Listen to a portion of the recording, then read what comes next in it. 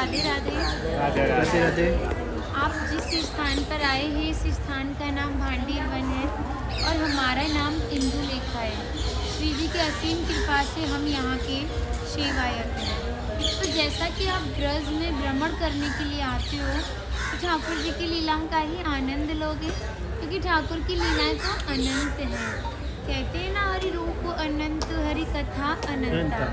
इसी प्रकार हमारी अनेक लीलाओं का वर्णन भांडीर वन में मिलता है, लेकिन जो सबसे मेन प्रथम लीला है वो राधा रानी के विवाह की मानी जाती है, जिसके लिए हमारा स्थान भी विख्यात हुआ। बोला जाता है ना, राधा कृष्ण विवाह स्थल भांडीर वन। लेकिन सनातन धर्म में श्रीमद् भागवत जी को सबसे बड़ा ग्रंथ माना जाता है। जब आप उसका अध्ययन या श्रवण करेंगे तो आपको ज्ञात होगा कि उसमें राधा रानी का कहीं भी नाम नहीं आता, क्योंकि जो सुखदेव जी थे ना, वो राधा रानी को परम गुरु मानते थे। तो एक नाम से ही 6 महीने की समाधि लग जाती थी। अब जब नाम नहीं तो विवाह का प्रमाण कैसे हो सकता है? लेकिन श्रीमद् भागवत जी को छोड़ के अनेकों ग्रंथों ने राधा रानी के विवाह का प्रमाण दिया, जैसे गर्ग संहिता, स्कंद पुराण, ब्रह्म वैवर्त पुराण, आदि बरहा पुराण, पद्म पुराण। अनेकों ग्रंथ हैं जो लाडली जी के विवाह का उल्लेख करते हैं। लेकिन जिस भांडीर वट के नीचे आप बैठे हो, ये नॉर्मल वृक्ष नहीं है। श्रीमद् भागवत जी में प्रमाणित है भांडीर वट। इसका एक श्लोक आता है कि बृहंतो बाहि मानस्य चार यंत्रस्य गोदनम भांडीर कम नाम वटम जम्बू कृष्ण प्रोगम। कृष्णकालीन में यही भांडीर वट इतना विशाल था कि 4 योजनों में फैला हुआ था और वृंदावन तक शाखाएं थी। पिछले टाइम में पुल नाव नहीं होते थे। ठाकुर जी भांडीर वट की शाखाओं पर चढ़ के यमुना महारानी को पार करते थे।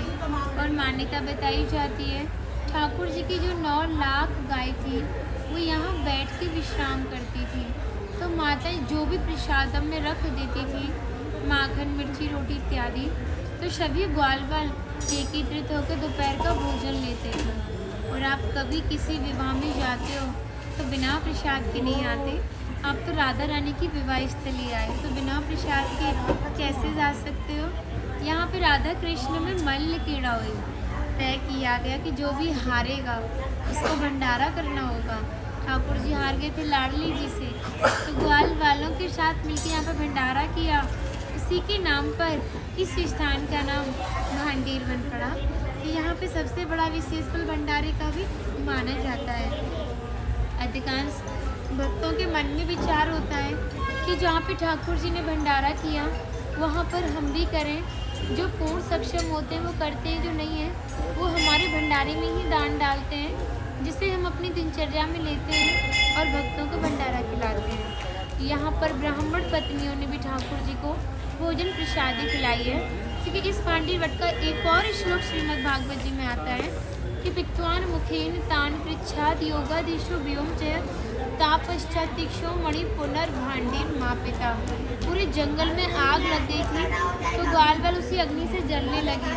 तो कान्हा बोला, ये जो भांडीर वट है आप इसके नीचे आंख बंद करके लेट जाइए और ये महसूस कीजिए कि शीतल ठंडी हवाएं चल रही हैं। ठाकुर जी ने पूरी अग्नि को ही मुँह में पान कर लिया था।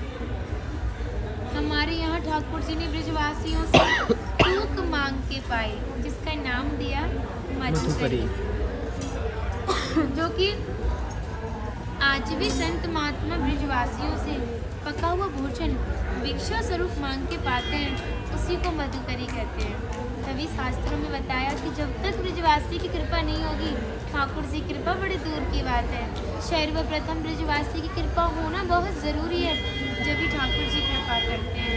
क्योंकि जो भक्ति की कृपा का रास्ता ना ब्रजवासी से होके ठाकुर जी तक जाता है। अगर ब्रजवासी कृपा कर दें तो हमें सहज ही भक्ति प्राप्त हो जाती है। इसी मधुकरी भिक्षा से हमारे अभिमान का नाश होता है और भक्ति प्राप्त होती है। हमारी राधा रानी ने इस स्थान के बारे में कहा कि जो भी भक्त गुप्त वृंदावन आएगा वो मोक्ष को प्राप्त होगा। खाना बोले, इतनी बड़ी बात को कह रही हूँ, लोग पाप करेंगे सीधे दौड़े भांडीर वन चले जाएंगे, क्योंकि आपने तो मोक्षधामी भांडीर वन को कह दिया। फिर यहाँ पर बहुत भीड़ इकट्ठा होने लगेगी, हमारे मिलने में अड़चनें पैदा होंगी। तो हम लीलाएं कब करेंगे? श्री जी ने कहा गुप्त स्थानम, इसको हम गुप्त रखेंगे, जिस पर हमारी विशेष कृपा होगी, जिसके प्रति हमारे भक्ति भाव सच्चे होंगे। भक्त तो हमारे विवाह में उपस्थित होगा। यानी जब राधा रानी का विवाह हुआ था तो अनेकों जीव विवाह में उपस्थित था, पर मनुष्य रूप किसी का नहीं था। तो भक्त अपने आप को कीड़े मकोड़े, घास फूस, पतझड़, पक्षी इत्यादि मानते हैं। जो भक्त उनके विवाह में उपस्थित थे, उन भक्त की पहचान है कि वो कई बार वृंदावन आते हैं, जब जाके गुप्त वृंदावन आते हैं और डायरेक्ट नहीं आएंगे, बीच में माध्यम जरूर रहेगा। सारा श्रेय उसी माध्यम को जाएगा जो आपको ऐसे दिव्य स्थान पर पहुंचाएगा।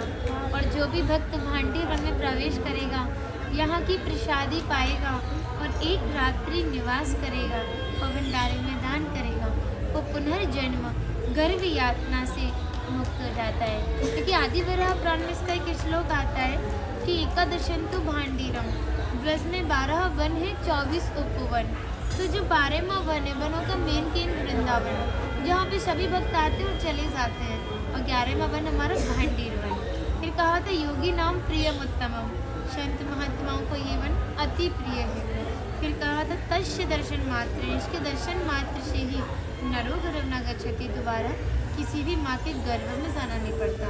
फिर कहा था भांडीरम समन प्राप्य वनानम वन उत्तमम, यानी ये जो भांडीर वन है, ये सभी वनों में सबसे उत्तम और श्रेष्ठ वन है, क्योंकि हमारे प्रिया जी की विवाह स्थली है।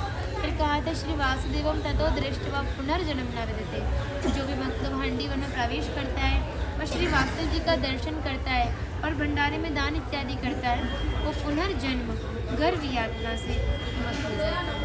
राधे राधे। सब लोग